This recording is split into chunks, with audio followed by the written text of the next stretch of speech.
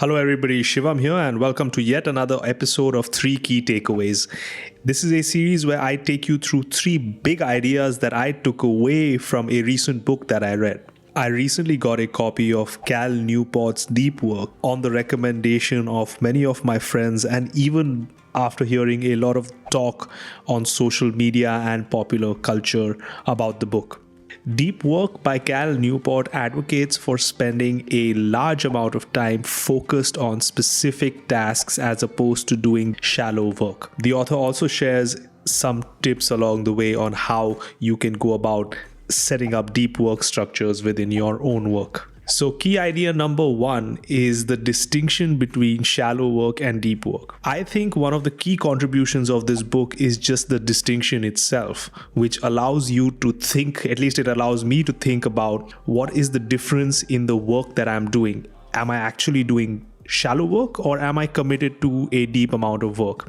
And I think that the author brings about the distinction beautifully. And moreover, I think Cal Newport goes out of his way to build the idea that in today's economy and environment, it is the product of deep work that's going to create transformational shifts and give you a competitive advantage, given the fact that we all exist in a knowledge economy. And usually it is deep work that allows us to actually have transformational contributions to the world around us and thus allow us to maximize what we have to offer. To me, this notion and distinction is a huge one because it allowed me to review my own work and check to see if I was indeed committing to shallow work or if I was committing to deep work. I could then use structures that I created, other spaces such as the Pomodoro timer and committing to one task at a time and my task sheets to ensure that I'm completing one task at a time and review my performance in light of whether or not I am doing deep work. I was able to then cut out aspects of my day which I thought were committing to shallow work and replace them with sections where I was doing deep work in one area of interest or the other. Key takeaway number 2 is the notion that social media is more often a distractor than anything else. The author makes a pretty compelling case against social media, stating it as one of the biggest time sucks. Well, I have to say that I do agree with the author. Because while I used to use social media for connecting with others, I find that I don't do that anymore. Instagram, Facebook, Twitter, they're all filled with things that I really don't want to know more about and don't actually help me feel productive or connected to the larger world at all.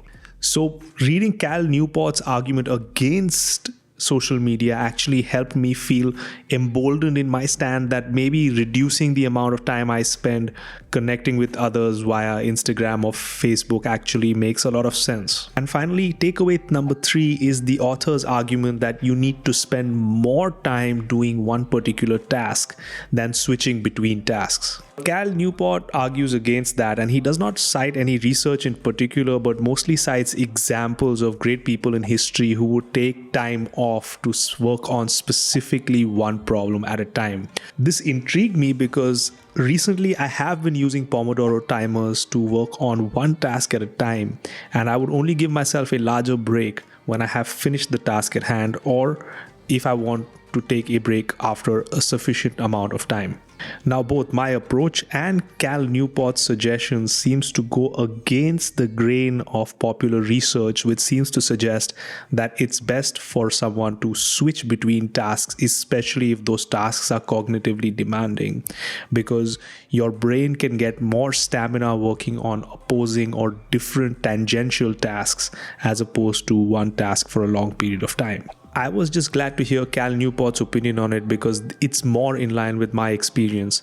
Whenever I have spent a significant amount of time focused on a particular task without distractions, I've been able to produce deeper output, especially in the area of data analysis, statistics, and visualizations, etc., etc. So there you have it, everybody. These were my 3 key takeaways from Cal Newport's Deep Work. If you like the content on this channel and if you like the content in this series, please let me know in the comment section below so I know that this is something that you want to keep hearing from. Additionally, please do subscribe because your subscription goes a long way in encouraging me to put out more content. So please like, please subscribe, and please comment. Have a good rest of your day.